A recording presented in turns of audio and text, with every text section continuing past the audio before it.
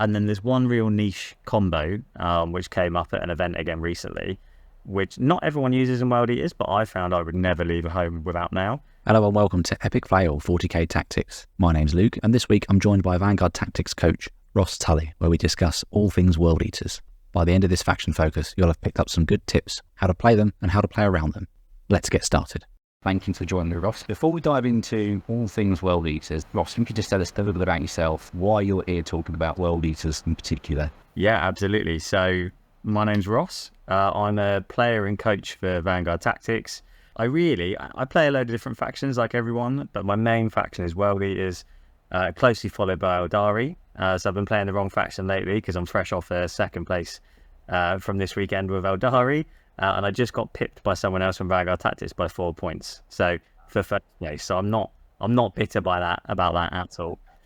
And I've been playing for years and years, but I really started playing competitively last year at Beachhead Brawl in Bournemouth. And the past 2 years have been spent playing way too many events, and especially up at your events up in Lancing, which are awesome, and I've really enjoyed this. Right. Very nice of you to say. I think that's the best thing about 40k, at least for me. I'm very biased. I enjoy the event side of it. It's nice to see you've definitely been bitten by the bug, as it were, and doing more and seeing more. So, World Eaters then. What's good, what's bad about World Eaters? Some of the strengths and weaknesses of the faction from both the perspective of someone who maybe was playing the army or maybe you might struggle against them. So, if you're thinking about a weakness, why is that a good thing to be aware of, facing into it as something you could leverage? Yeah, well, the biggest strength is it makes it socially acceptable for you to shadowbox and do press-ups mid-tournament. Not that I've heard of anyone doing that, but that's the biggest strength, first of all. So in all seriousness, I mean, the biggest thing about World Eaters and their biggest strength is their movement. So, bizarrely, I hear a lot of players say, World Eaters, they're a really easy faction to play. They're super one-dimensional. You just charge people, you win the game. And it's actually the opposite, because movement is both their biggest strength, but can also be a bit of a problem. Because you have the ability to effectively full send turn one and move regular Space Marines close to something like, 21, 24 inches, something like that. It can almost make the possibilities too much and can cause you to make mistakes and just charge in. So having the ability to move wherever you need on the board is both awesome from a tactical point of view, but can also be a bit of a downside. That's for me been one of my big draws to World Eaters anyway. Yeah, no, I really like the fact that you said the movement. I was almost expecting the typical response to be like, oh, combat, fighting, right? That's what World Eaters want to do, is get into combat. But actually, yeah, I fully agree with that sentiment. The movement is the big kind of secret sauce to it. And I think when you get to the combat, it's understanding some of the nuances of moving within combat. Shameless plug, some of the videos I've done on combat phases talk about how it's basically a second movement phase if you're leveraging that. So getting a bit ahead of myself there, but I really echo your sentiment on the movement being a big part of it. You talk about those impressive threat ranges. How does that work in simple terms? Yeah, so there's a few different overlapping ways in which World Eaters can end up with this massive threat range. So first of all, the actual army rule itself is the blood type or the blood dice that you roll at the start of the game, which it's almost like playing Yahtzee. When I was playing Yahtzee, great fun. And at the start of every battle round, you roll 8 dice, and based on whether you roll doubles, triples of a certain value or not, you can pick from a range of different buffs for the army. And this actually ties into another load of strengths that World Eaters have, is that they almost have a selection of rules that they can pick from at any given time to suit them. Unlike, certain factions which might just have, you reroll ones or you can replace certain dice like Eldari, they've got that baked in. World Eaters can pick from lethal hits, sustained hits, advance and charge, feel no pain, +2 move. There's all these different abilities you can take at any one time, with the downside to that being that it's a little bit random. And there are ways to manipulate that, which we'll come on to. So going back to the movement phase part, or how you can increase movement, the two main ones are you can give your entire army +2 move and advance and charge, which is absolutely nuts, because if you take a basic berserker who's got a 6-inch move, add in an average charge of 7 or 8, their threat range is going to be something like 13 or 14 inches. But if you have +2 move to that, suddenly it's 15, 16. If you add a 6-inch advance to that, an advance and charge, which you can, for one CP, you can make it an automatic 6. Suddenly they've got a threat range of 20 inches, which is kind of nuts considering they're a regular Space Marine. And on top of that, the other big factor is there's a character for World Eaters called Lord Invocatus. He can give any 2 units, plus himself, scout at the start of the game, as long as they're within 6 inches of him. So again, if we go back to Berserkers, that's now a threat range of 26 inches, something like that, which is kind of nuts considering that's your slowest unit. And on top of that, you then have people like Angron, who, if you apply all the same buffs, he can move 22, or I think it's 24 inches, and still charge off the top of that. So the threat range can be huge.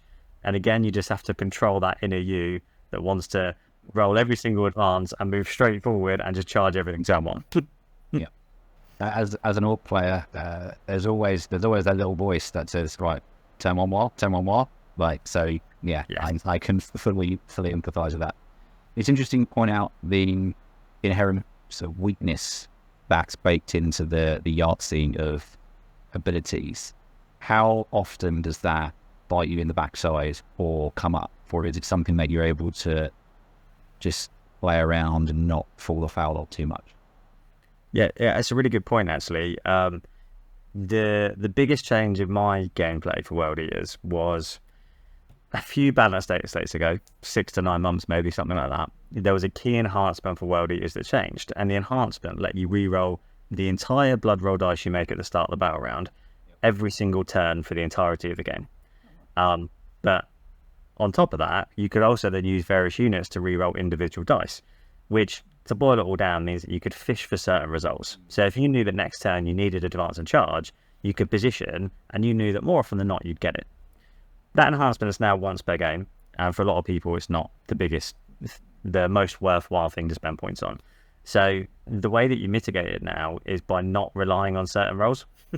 So to put it really simply, you play, or I believe you should play, cautiously, and you think, right, if I don't get this, where should I place myself? And then if you do get things like advance and charge or +2 move, your possibilities are more open, as opposed to relying on having it, and then it will come back and it will bite you if you've gone, put yourself out in the open and said, I need advance and charge, and you don't get it, suddenly all your berserkers are moving 6 inches and then they're charging, and that's that.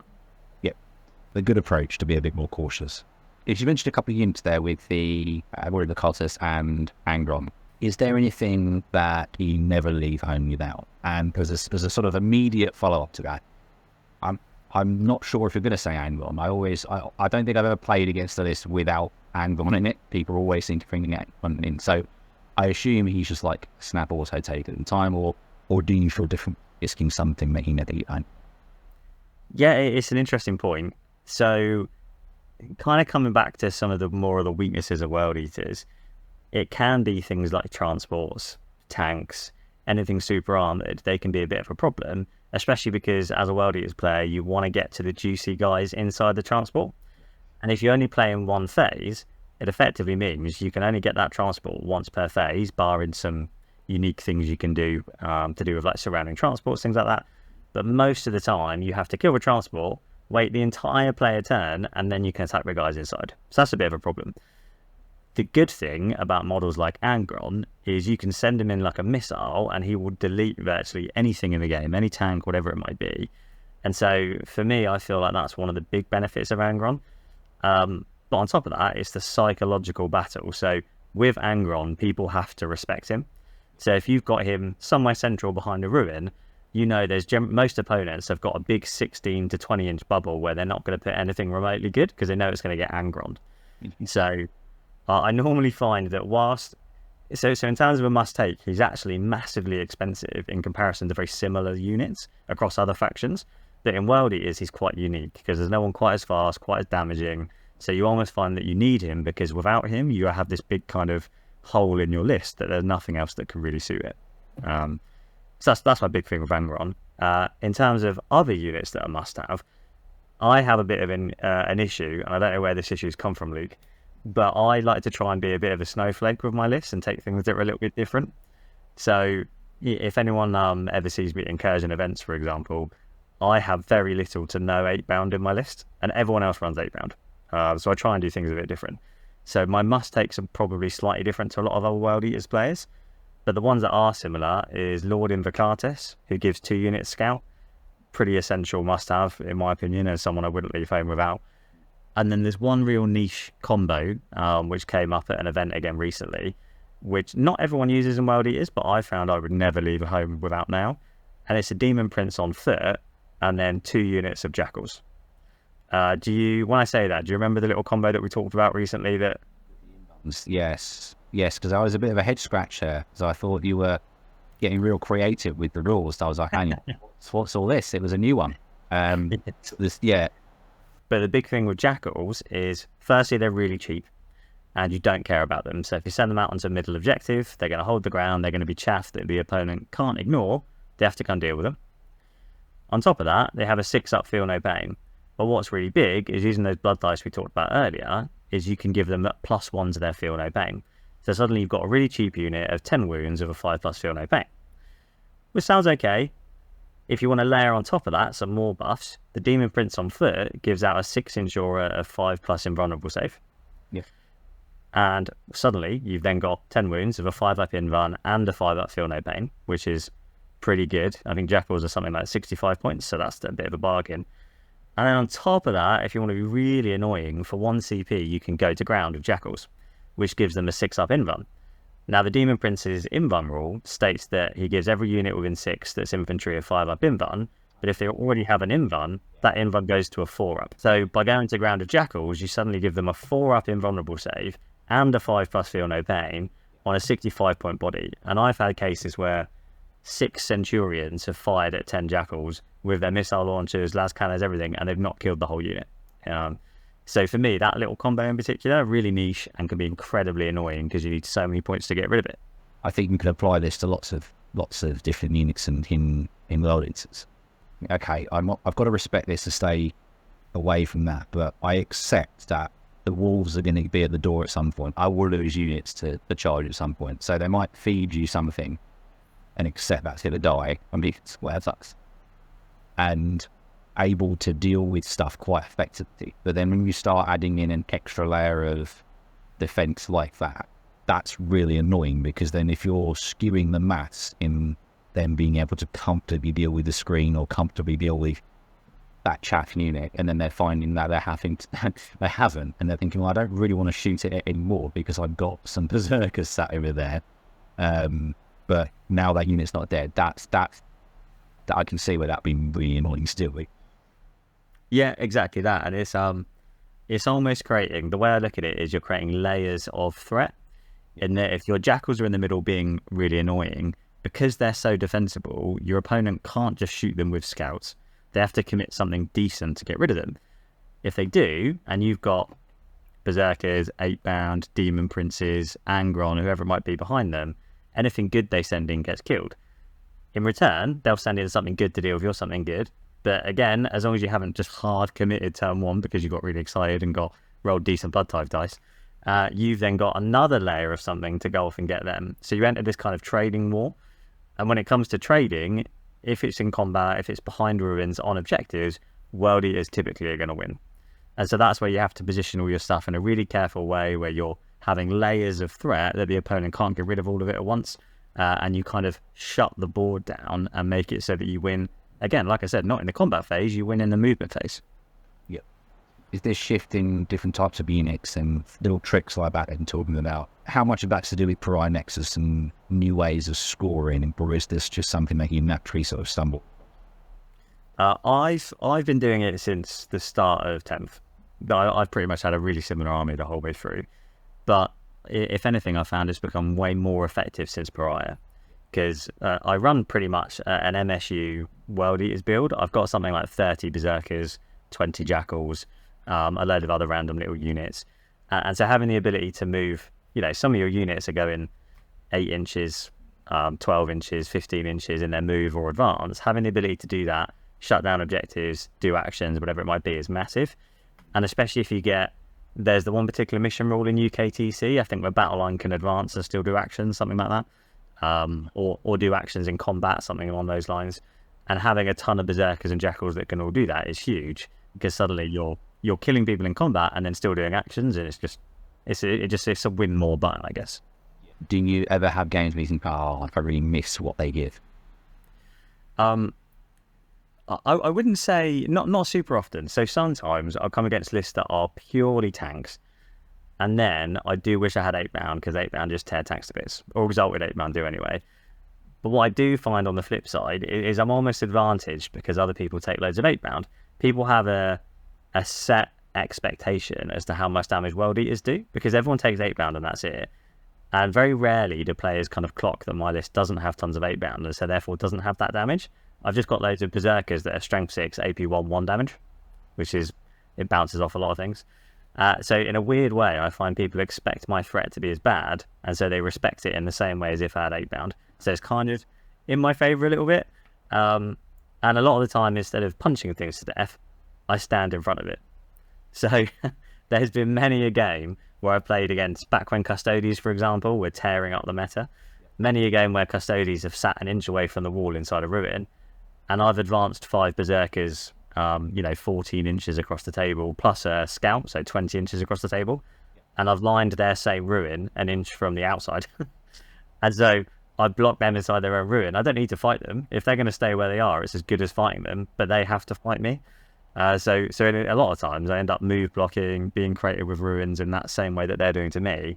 And I find that I'm winning on points rather than killing stuff. It's nice to see that play out, because I think I see a lot of frustration with melee armies where if they don't close quickly and table their opponents, they can sometimes feel like, oh, there's no chance. And you often see people sort of bemoan their faction because of things like that. And it's nice to see that there's play to the faction beyond just trying to throttle your opponent as quickly as possible, which is really cool. And just as a final question before we wrap up this video, you've talked about the scout. Are there any pointers for how you deploy in games and how you work towards objectives? Because that nugget you shared on just actually not charging with Berserkers is really cool. I imagine that also, the other thing I've just thought of is a surge move as well. If someone then tries to shoot, then it's quite a nasty trick as well. If anyone doesn't know that, if you shoot Berserkers, they can front at you and get into combat with you. So doing that is really annoying because people will then want to shoot them to remove the screen, but then you put that threat of actually walking into combat with your opponent's turn, which is nice.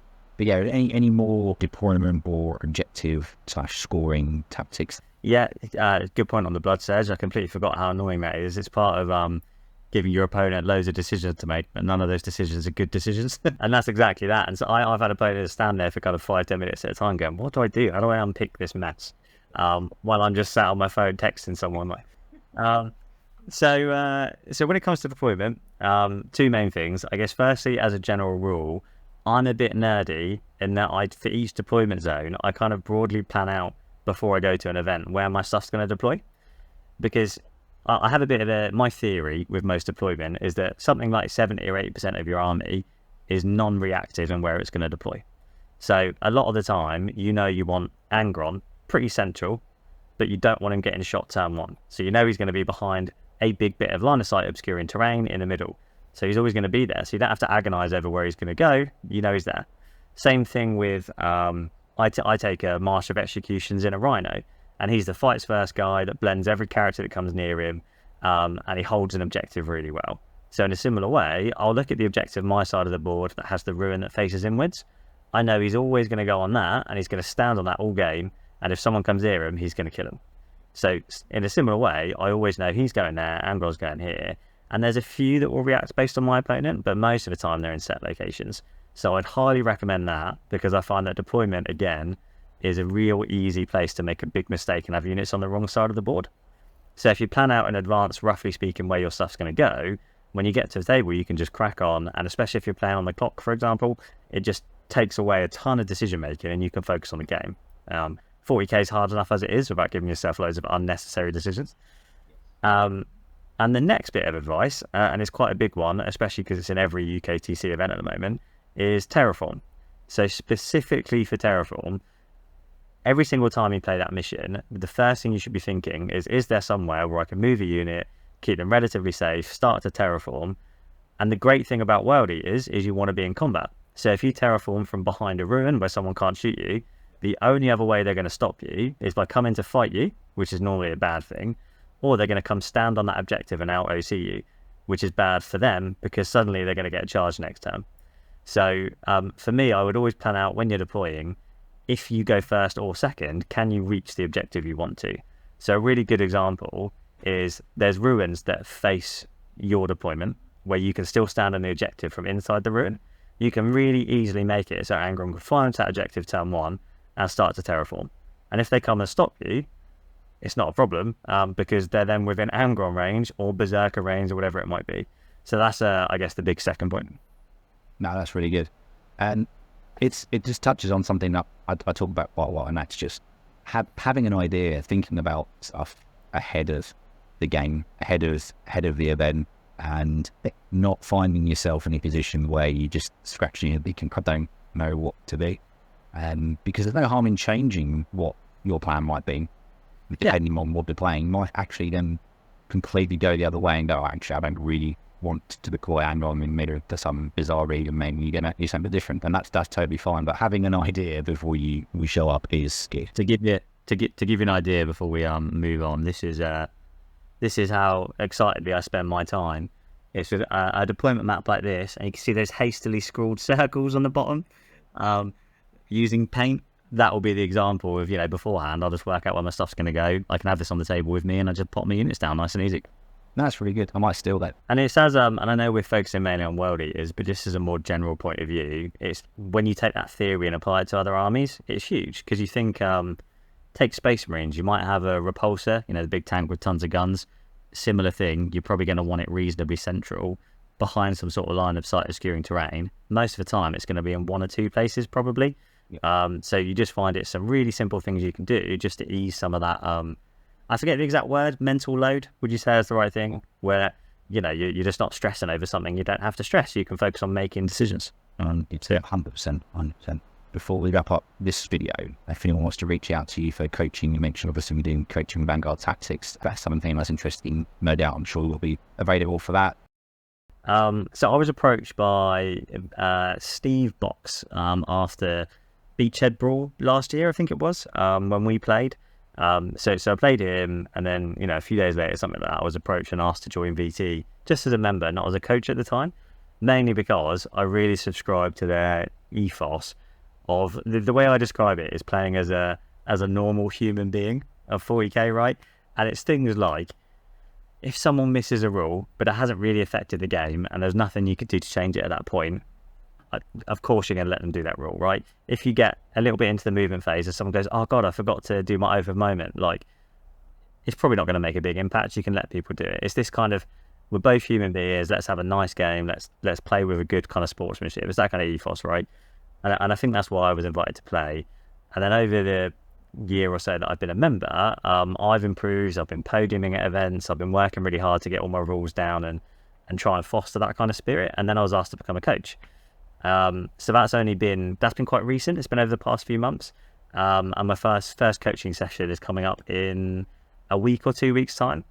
But the way that the VT approaches coaching is their coaches are kind of specific to certain factions and certain scenarios. So you might, depending on what your needs are and what you're trying to achieve from coaching, you might have coach A or you might have coach B. You might be someone who's brand new to the game and wants to get a kickstart into 40k.